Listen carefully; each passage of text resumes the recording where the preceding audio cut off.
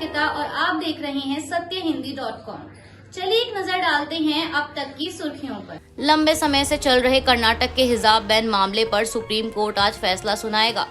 Justice Hemant Gupta और justice Sudhanshu Dhulia की bench यह फैसला सुनाएगी और सुप्रीम कोर्ट को ये तय करना है कि कर्नाटक में हिजाब बैन का फैसला सही था या नहीं।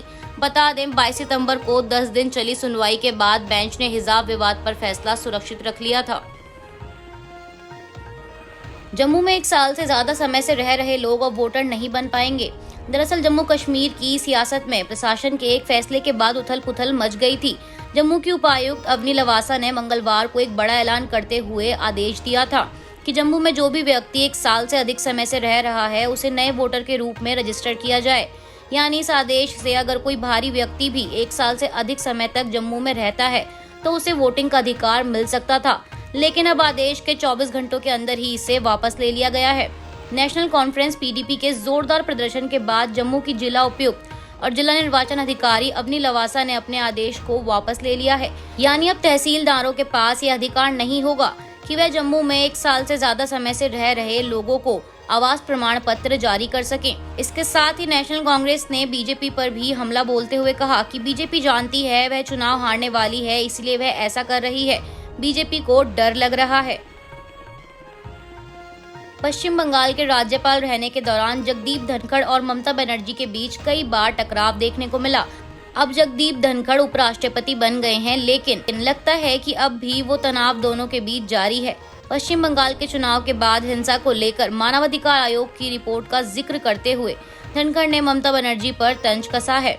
उपराष्ट्रपति ने आयोग के सालाना कार्यक्रम को संबोधित करते हुए कहा कि पश्चिम बंगाल में चुनाव के बाद हिंसा को लेकर मानवाधिकार आयोग की रिपोर्ट से यह पता चलता है कि राज्य में कानून का शासन नहीं है बल्कि शासक का कानून है। बता दें जगदीप धनखड़ करीब 3 सालों तक पश्चिम बंगाल के गवर्नर थे और इस दौरान सीएम ममता बनर्जी से कई मुद्दों पर उनका टकराव हुआ था।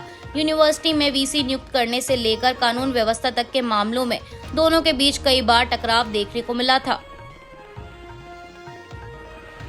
चुनाव प्रचार के लिए मध्य प्रदेश की राजधानी भोपाल पहुंचे मल्लिकार्जुन खड़गे ने एक संवाददाता सम्मेलन को संबोधित करते हुए बीजेपी पर जमकर निशाना साधा।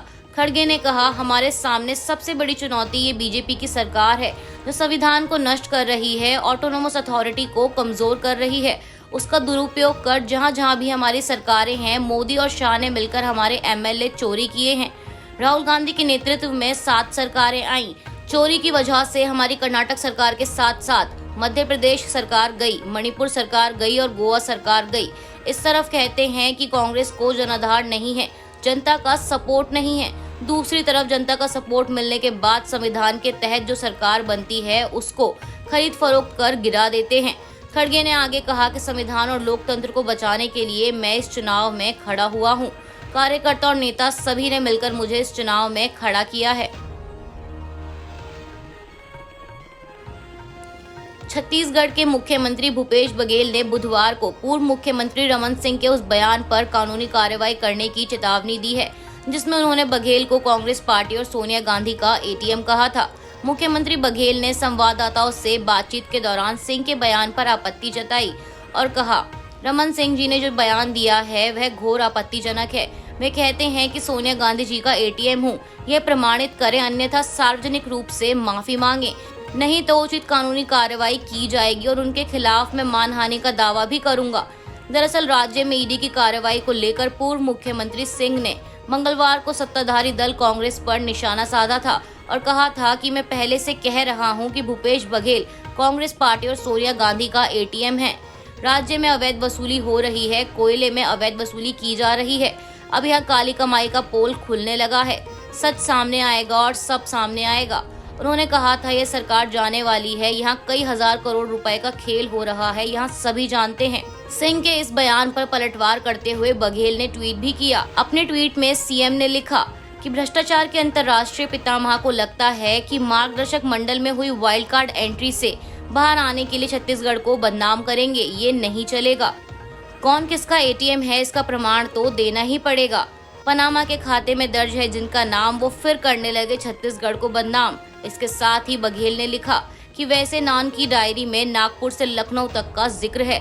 वो किस स्वाइप मशीन से हस्तांतरित हुए थे, प्रदेश की जनता जानना चाह रही है। दरअसल बघेल पिछले बीजेपी शासन के दौरान वर्ष 2015 में नागरिक आपूर्ति निगम में सामने आए कथित घोटाले का जिक्र कर रहे थे। संयुक्त राष्ट्र महासभा ने बुधवार को 4 यूक्रेनी क्षेत्रों पर रूस के कब्जा करने की निंदा करते हुए एक प्रस्ताव पारित किया, जिसमें कुल 143 देशों ने प्रस्ताव के पक्ष में वोटिंग की, जबकि 5 देशों ने इसके खिलाफ वोटिंग की। वहीं भारत सहित 35 से अधिक सदस्य देश इस प्रस्ताव से दूर रहे और उन्होंने वोटिंग में हिस्सा नहीं लिया। यूक्रेन के राष्ट्रपति व्लादिमीर जेलेंस्की ने रूस के खिलाफ निंदा प्रस्ताव पास होने पर प्रतिक्रिया देते हुए एक ट्वीट कर लिखा, 143 राज्यों के आभारी हैं जिन्होंने ऐतिहासिक यूएनजीए प्रस्ताव, यूक्रेन की क्षेत्रीय अखंडता, संयुक्त राष्ट्र चार्टर के सिद्धांतों के बचाव का समर्थन किया। दुनिया का कहना था कि आरएफ के विलय का प्रयास बेकार है और इसे कभी भी स्वतंत्र राष्ट्र द्वारा मान्यता नहीं दी जाएगी।